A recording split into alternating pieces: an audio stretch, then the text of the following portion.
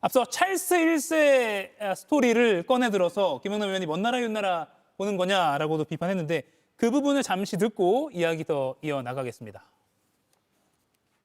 중세 시대에도 이러한 성향이 강하게 나타나서 죽은 개인에 대한 배신행위 등을 반역죄로 처벌하게 되었고, 점차 왕이나 군주 자체는 반역죄, 내란죄를 저지를 수 없다는 인식이 중세 시대 때는 강하게 퍼졌던 것으로 재판부에서 확인을 했습니다.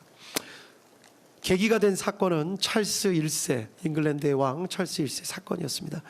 영국에서 의회가 생기고 왕과 의회 사이에 세금 징수 문제 등으로 갈등을 빚는 일이 생기게 되다가 결국 잉글랜드 왕 찰스 1세는 의회가 자신의 잘못 200가지를 시정해달라는 취지의 결의문을 내자 이에 분노해서 직접 군대를 이끌고 의회 의사당에 난입해서 그 자리에서 의회를 강제로 해산시키는 일이 있었다는 점을 역사 교과서를 통해서 검찰이나 피고인 측이 다 알고 계실 거라고 생각합니다. 이러한 내전을 통해서 결국 찰스 1세는 반역죄 등으로 사형을 선고받고 죽게 되는 일이 있었습니다. 이때 판결을 살펴보면 왕이 국가에 대해서 반역을 하였다는 사실을 명백하게 인정을 한 것을 알 수 있습니다. 이때부터 왕에 대한 범죄라는 생각이 점차 바뀌어서 국민으로부터 주권을 위임받은 의회에 대한 공격을 하는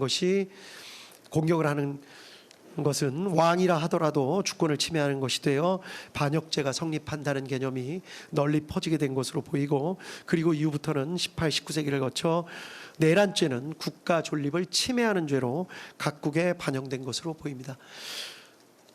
이러한 연역과 각국의 입법례, 기타 여러 가지 사정에 대해서는 판결문에 자세하게 설치가 되어 있습니다.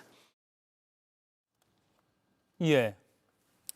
아니 그래서 이걸 듣고 예, 찰스 1세는 참수로 생을 마감했기 때문에 그렇죠. 저 비유를 왜 했지라는 생각은 들었거든요. 아, 그래서 사형이 선고될 거라고 예상하셨어요? 실제로 뭐 댓글 반응이나 이런 게 그렇게 나와서 그렇게 보는 경우도 있긴 있었습니다. 아니, 그러니까 정말 필요 없는 사족인데다가 그러니까 판결문을 작성하면서 일반적인 상식이나 뭐 비유를 들 수는 있습니다. 근데 앞서 제가 말씀드린 대로 현직 대통령이 내란죄의 주체가 될 수 있다. 그러니까 범행을 저지를 수 있다는 것은 우리 헌법상 해석상 명백한 거기 때문에 굳이 저렇게 400년 전에 잉글랜드의 왕 찰스 1세가 뭐 국회 군대 끌고 갔다가 반역죄로 처형당한 얘기를 할 필요가 전혀 없거든요. 그러니까 뭐 글쎄 과거에 이제 세계사 공부했던 티를 내려고 저 내용을 집어넣는지는 모르겠습니다만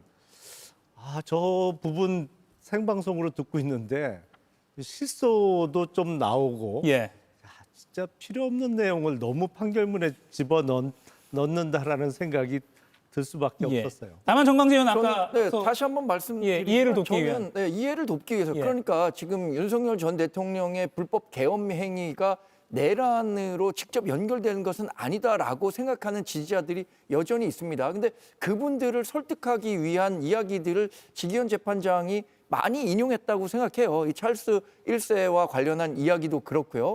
뭐 성경을 읽기 위해서 촛불을 훔쳐서는 안 된다. 그러니까 목적이 정당한다고 생각하는 사람들이 여전히 있거든요. 근데 그런 목적의 정당성을 인정한다고 하더라도 그것은 죄가 된다라는 부분을 설치하기 위해서 한 얘기고, 결과적으로 예상했던 수준의 그 선고 결과가 나온 거잖아요. 사실상 뭐 찰스 1세는 참수형을 당했다고 하는데 400년 전의 그 생명에 대한 인권 의식과 지금과는 완전히 다르다고 봐야겠죠. 또 우리나라가 실질적인 사형 폐지 국가라는 점을 고려한 선고량으로 보기 때문에 보기에 따라서는, 그리고 뭐 일부 정치 성향이 아주 강한 사람들은 왜 사형 선고를 내지 않았느냐라고 문제 제기를 할 수는 있겠지만, 저는 지기현 재판부가 나름의 판단을 했다고 생각하고, 그것이 그 반대되는 진영에 대해서도 충분한 설득력을 가질 수 있었던 것 아닌가라는 판단을 합니다. 이가혁 라이브를 시청해 주셔서 고맙습니다. 이가혁 라이브는 평일 오후 5시 TV와 유튜브로 실시간으로도 함께 하실 수 있습니다.